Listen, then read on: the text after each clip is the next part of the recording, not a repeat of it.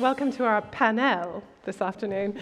Thank you, first of all, for staying with us this afternoon. We're the penultimate panel. I'm Michelle Whelan. I am the CEO of VMLY&R COMMERCE, which is a WPP agency here in the UK. And I'm absolutely thrilled to be joined by two very talented and experienced ladies in the marketing sector. And I'm going to hand off to Catherin, first of all, to introduce herself. Thank you very much. We were just saying that sometimes introducing yourself is the hardest bit. So we'll get that over with. We'll get that over with, yeah. Hi, I'm Catherin. So I head up marketing and brand at Bird & Blend Tea Company. Got a decade or so of marketing experience, worked in lots of different industries from B2B, B2C, insurance, pet care, travel, you name it. At some point, I seem to have done it. Currently at Bird & Blend, which is a independent loose leaf tea company with stores around the UK and a e-commerce site too. Brilliant. Yeah. And maybe you want to tell us a little bit about what you do in your side hustle. Yeah, sure. So over the lockdown period, I partnered up with a movement. I'm from Brighton, and there's a movement there called Silicon Brighton, which is all about sort of putting Brighton on the tech stage. Lots of talent, lots of job opportunities down there. So we partnered up to start a series of marketing events we call Marketing Talk, which are specifically tailored towards marketers who may be new in their career, a sole marketer within their brand, or had a career change, because sort of found that a lot of events aren't tailored towards those sorts of marketers. It's more at the sort of senior level. So it's all about the sort of tools and techniques, as well as some of the personal skills that you need to thrive in a marketing career. So we do lots of virtual events. So yeah, please do check it out if that sounds like something you or your teams would be interested in. So needed nowadays. Yeah. And over to you, Lilia. Sure. Hi, everyone. My name is Lilia Fusa. I am the e-commerce channel lead for Colgate-Palmolive in the UK and Ireland. And I've been at Colgate for about 9.5 years. Who's counting? I've had roles across national account management and brand and product innovation across in the UK and in the US. And I'm super happy to be here to talk to these talented ladies about omnichannel commerce, or whatever we may name it in whatever the future. We name it. Fantastic. So to take on Andrew's challenge then and talk a little bit about the future of omnichannel marketing, I just want to set a little bit of context because I think we're at a point where physical retail and e-commerce might just be reaching that equilibrium. The BBC talk about the number of store closures that we've seen in the high street. We have 83% of department stores have closed since 2016. And I think all we have to do is walk the high streets today just to look at the number of independent shops, the number of shops that have closed down on our high streets.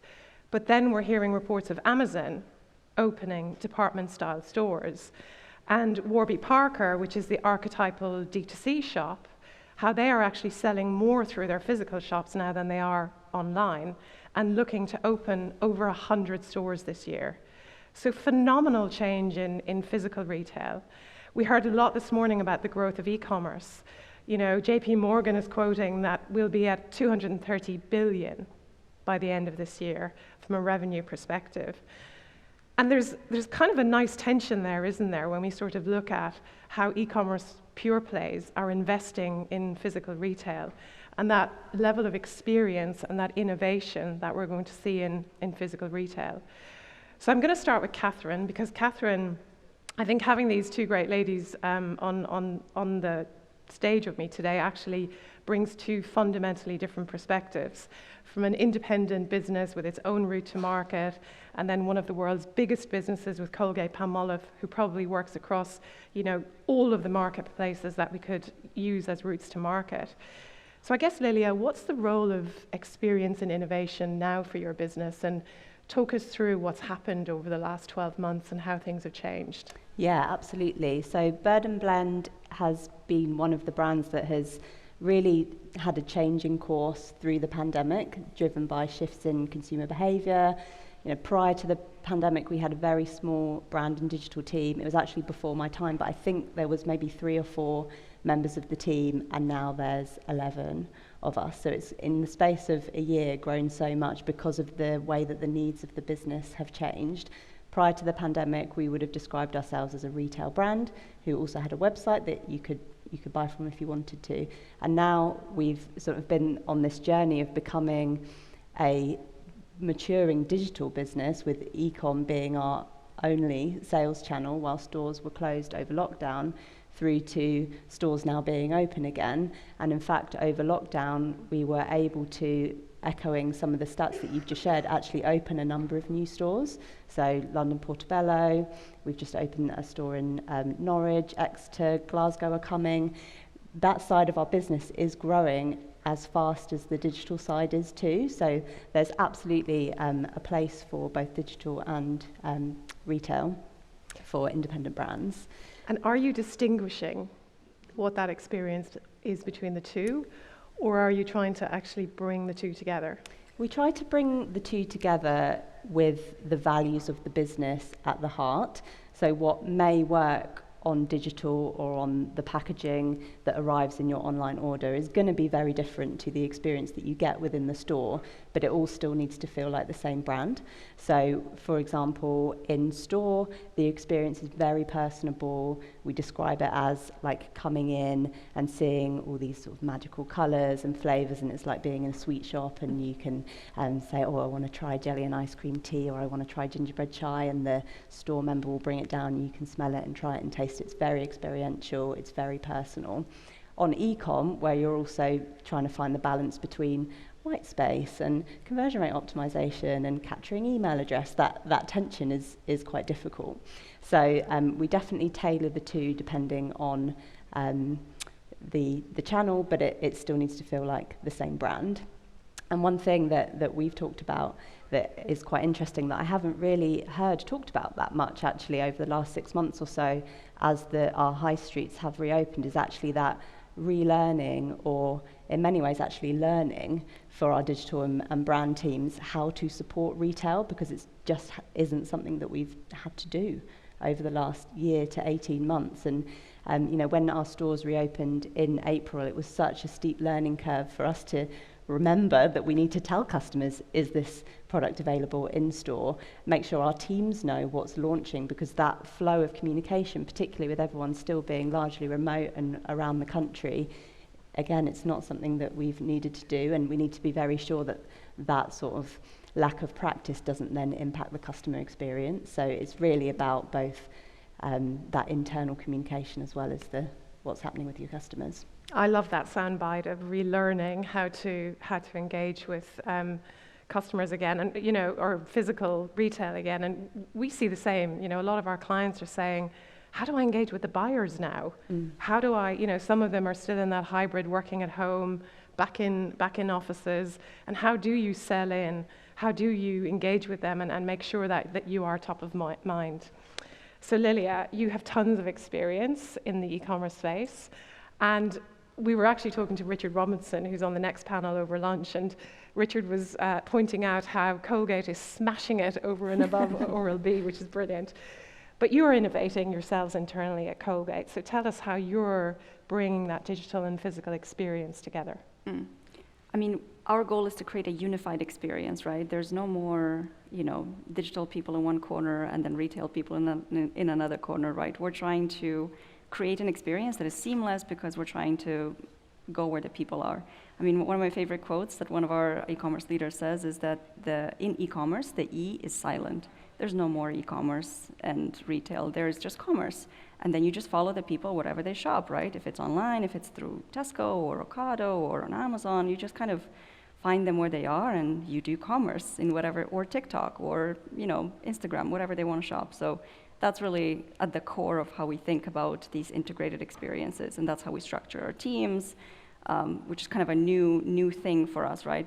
Before, back in the day, I mean 6 months ago, back in the day we had, pretty siloed teams that were kind of working in parallel to accomplish one goal. So we had shopper marketing, we had brand marketing, we had online trading, right? What we're doing now is we're kind of bringing them all together so they create full funnel experiences and call them consumer experience, as opposed to all these separate groups of people who do various things. So that's our way, as a company who's 200 years old, who's been around and who knows, traditional retail very well. That's our way of actually, being relevant in this century.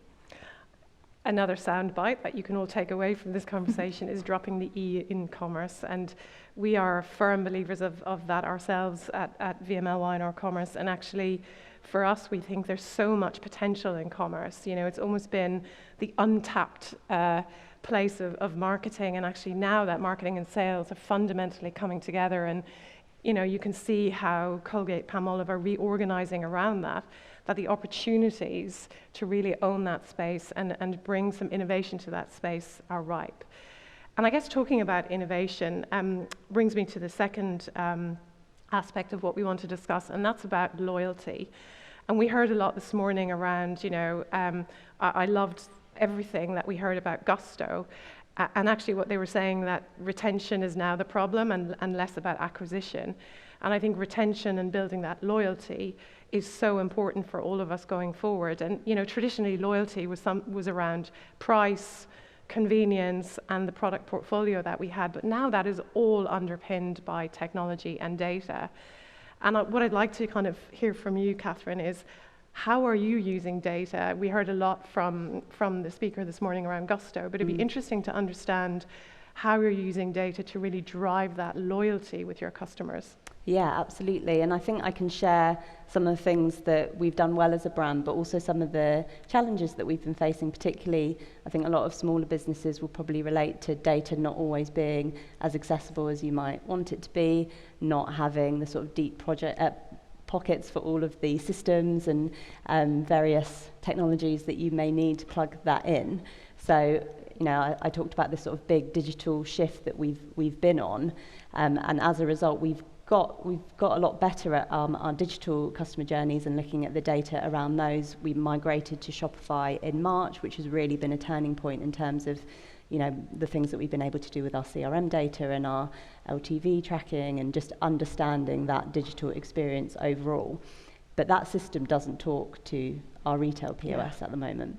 So we don't know if those customers, are they also coming into a store? Are they actually a first-time customer? Maybe they had been coming into a store for the last 5 years, but now they've come online because the store's been closed or they've moved house or whatever it may be. So the stitching together of that data can almost make that a bit of a risk to rely too much on the data if it is incomplete. So that's definitely been a challenge. But at the same time, having the play-off of both this sort of very strong digital proposition and our retail stores is a blessing as well, because our customers are able to get both the digital and the in-person experience. And we know that if someone comes to our site, buys a workshop within a store, goes into the store, gets the amazing, incredible experience, is wowed by the team member, tries the tea, falls in love with the brand, we've probably got them for life. So it's a blessing to have the two, and our challenge now is connecting them, essentially. Yeah. And I guess for you, Lilia, having customers for life is a little more challenging when you're one step removed and don't have access to, you know, customers quite in the same way.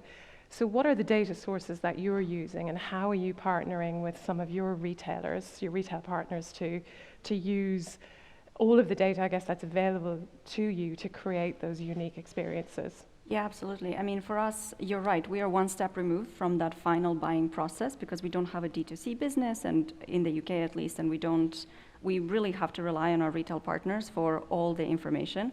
So what we're trying to do is two things. On one hand, with the 3P data that we get from our retailers, is really make sure we use it in the best way possible, and create these collaborative relationships with retailers as opposed to transactional, here's the data, do with it what you will, right? So it's a lot of collaboration. So what we found is actually the more we relied on retailers for data, the closer our relationship has become, because we're all interested in ROI, we're all interested in optimizing how we talk to people, segmenting them in different ways in order to actually deliver them the right message. So that's about the third-party data that we're very, very, heavy on. But at the same time, we realize that all companies now need to start learning from smaller companies about 1P data, and we are building a CRM system, we are building an infrastructure where we can actually go and talk to people directly, or at least know who they are, so that we can inform our retail partners about what kind of targeting segments we want to address with their third-party data. So there's definitely a lot of work happening in this space, and we're trying to expand and learn from the smaller companies who've grown up with first-party data. And you talked to me about some of the innovations that you're doing within retail and technology that give you access to almost like point of purchase data points. Do you want to tell our audience a little bit about what you're doing with Asda? Oh, sure. I mean, it's not just Asda, right? It's a lot of our retailers. What we do is we partner really closely in order to use our offline data to inform online. So here's an example. In a lot of our retailers, most of our retail partners, they pick from shelf in order to deliver online. So in some cases, planograms are not built for the capacity that is required to fulfill online orders. So for a high-moving SKU, for example, you only have 2 facings, but actually in order to fulfill in-store and online capacity and not run out of stock at 3 o'clock in the afternoon, you must have double that facings, right? So what we're doing is we're partnering very closely with our category team, using the retailer data, but also using the EPOS data that we have to really inform what the shelf holding capacity should be in physical stores in order to also fulfill online demand for some of those fast-moving SKUs. So definitely it's a collaborative process. I thought that was a fascinating point because we all know what it's like to go into a grocery store that is a pick and pack store. But actually in thinking through the planogram and how the planogram needs to change in order to be able to deliver on the e-commerce orders as well as how people are purchasing in store, Andrew, that's true omnichannel retailing right there. It's retail. It's commerce. It's commerce. Yeah. So I guess the third point I want to come on to, and I think it's one that is so relevant to all of us today, just looking at what's happened to our staff and our people. You know, we're calling it the Great Resignation. We look at the churn rates that we have in our businesses. We look at the open roles that we have in our businesses. And that's the role of people and the role of staff in our businesses as we increasingly move into these hybrid digital and physical workspaces, but also physical and digital retailing spaces. And that is the employee experience. And how are we leveraging the employee experiences? I think earlier this morning, we were comparing, social commerce from a Western and East perspective. And actually what we're seeing a lot in the East is how we're using employees as influencers. We're using employees in live streaming. We're using employees in social commerce.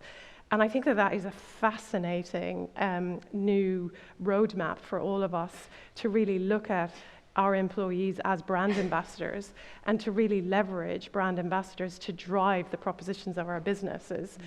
And again, back to you, Catherin, with your D2C business and also the shops that you run, I guess the employee experience is absolutely crucial to the performance of your business. Yeah, absolutely. It's the number one thing, people first. And I think that's something that a lot of brands do talk about, but sort of actually making that happen and putting your money where your mouth is in many ways as it relates to putting your people first has been something that I've been so impressed by the brand since I joined a year ago. And yeah, I think it's essential for your team members to be passionate about the brand, particularly when we're talking about retail. Retail is evolving to become about experience. Why would you make a trip to the store if you could buy it online? It's actually because you want to go and have that experience and interact with the person. And that really runs deep into our hiring, what we look for when we're hiring, how we train our teams, and also the way that we keep them connected. Our retail teams, we will so often hear from customers that they know them by name. A customer will walk into store and the team member will already know what they're, can practically get it down off the tea wall for them because they know what they're going to ask for. And that sort of level of personal service has been so important, and it's something that we as a brand and digital team have a lot to learn from our retail teams because they are the ones who are talking to customers every single day, which is essential. A couple of ways that we've really brought that to life. One of the initiatives that we had been doing quite informally since the brand started, but more so in the last year or so, is something that we call the brand pathway, which is having specific roles within our 1 and 2 bandings in the team that are only open internally. And we look for talent around the business because we know that across retail and back of house and production, CX, across the whole business, there are team members who are uber creative, know the brand upside down, know our customers, and would be a brilliant asset in the brand team. You know, digital skills can be learned and can be taught, but that passion comes from the heart. So I've got people within my brand and digital team. One came from a store manager who's now doing an absolutely brilliant job of our social and community. They know how to talk to customers, and then that shows in the way that the customers then, you know, the results that we get and the way that the customers then react back to that team member. So looking for talent when you're hiring, particularly for marketing roles and omnichannel roles, looking first at who you've got out in your wider business is a really great way to bring that people first piece in our experience. I think it's also an excellent example of modern day leadership. I mean, just being able to recognize, you know, the skill sets, the passions of people that are coming into your business and growing those and nurturing those and allowing those people to have an input into the brand and the future of the business is amazing. And incredible. Essential. Yeah. Yeah.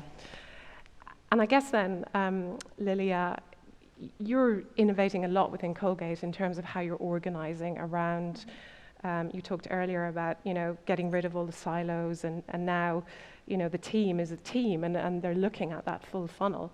So what's the employee experience now and how are you driving that and changing that and moving that forward? Yeah, we're really in the middle of it, right? I think what's really exciting about it and what people are getting really pumped up about is the fact that everybody now needs to learn some new skills. So no matter what role you used to have before, your job now is much more interesting because it's more complex, it's messier, but also makes you more a better specialist in what you do, right? If you're in sales, knowing marketing makes you a better salesperson. If you're in marketing, knowing how the plane lands with the customer makes you a better marketeer because you can create better communication, right? So I think people are really excited to see their careers flourish and, you know, really embrace that messy middle that we've kind of seen in the market, but now it's a reality with our jobs.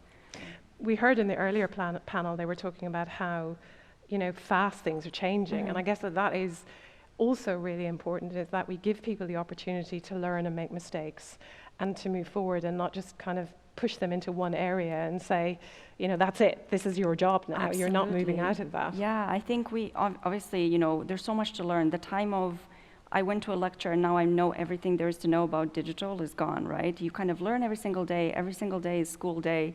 An algorithm changes all the time, right? So you can't really know everything at all times. So, but having that curiosity and being kind of letting it go and being willing to make some mistakes and learn along the way, that's really what we value in our people. And that's why the people who are doing their consumer experience roles that are kind of so integrated are doing a good job right now.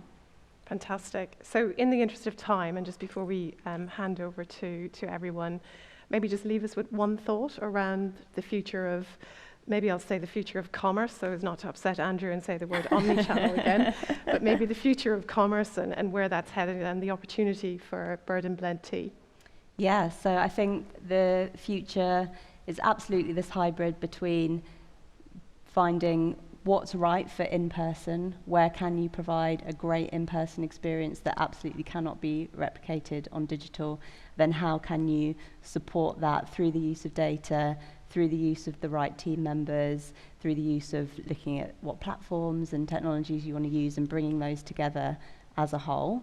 I think there's never been more of an appetite for people to get back out onto our high streets, support independent brands, look at values. So whether you're a small business like we are, a big brand, we should all have those things available to us in terms of values and how we bring our brand to life. So yeah, that's the opportunity, I think. Excellent.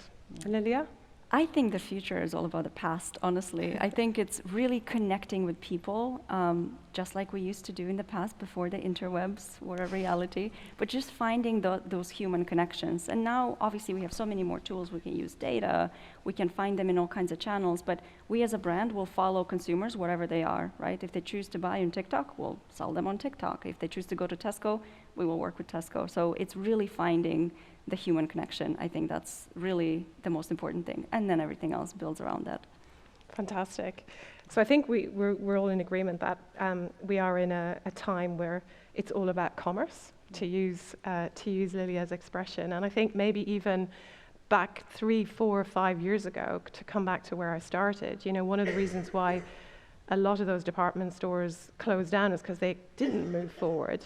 And I think there's a lot of businesses now that probably need to take a good hard look at themselves and not be laggards in this space, and actually move forward quite quickly and look at that blend of physical and retail and develop those experiences that are unique for people and really show that, we as brands understand people.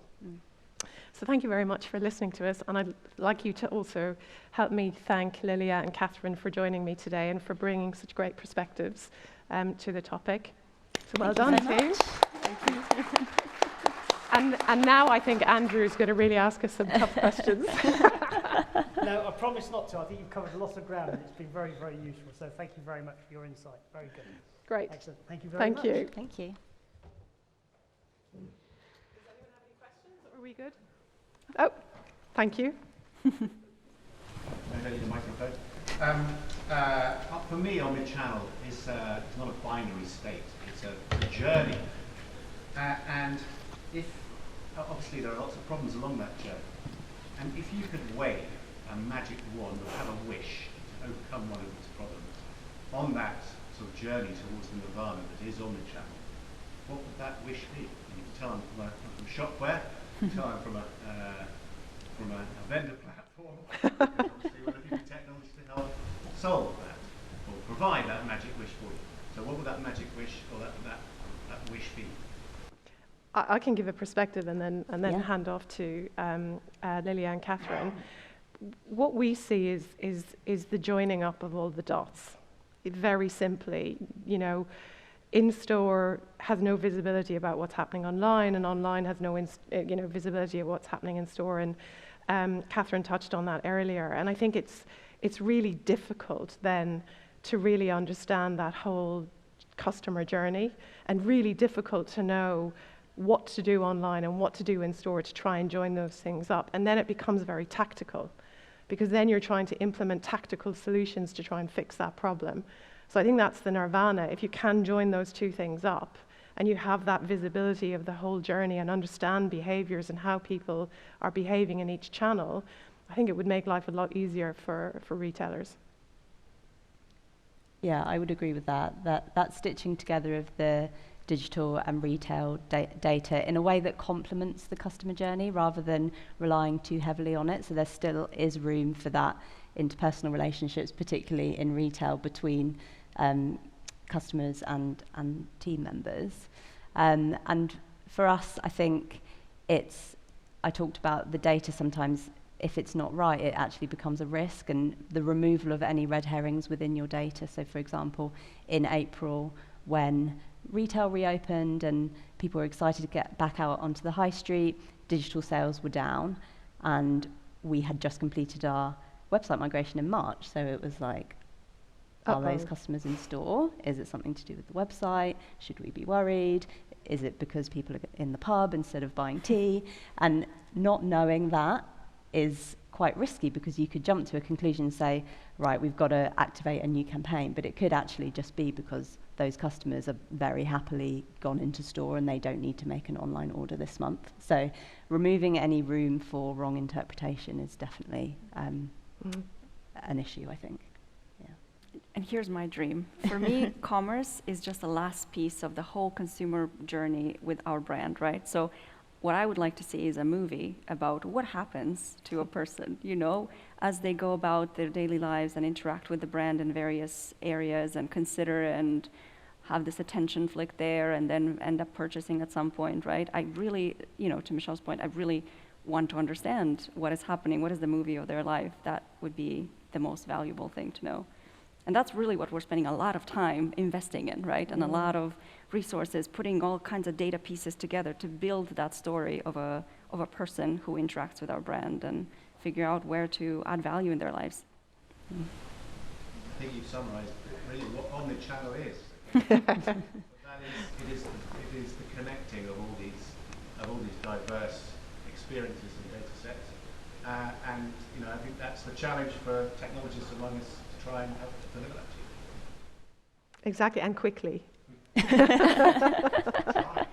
note, I think we'll finish quickly. That's a good place to end. So thank you again very much. Thank you, everyone. Thank you, guys.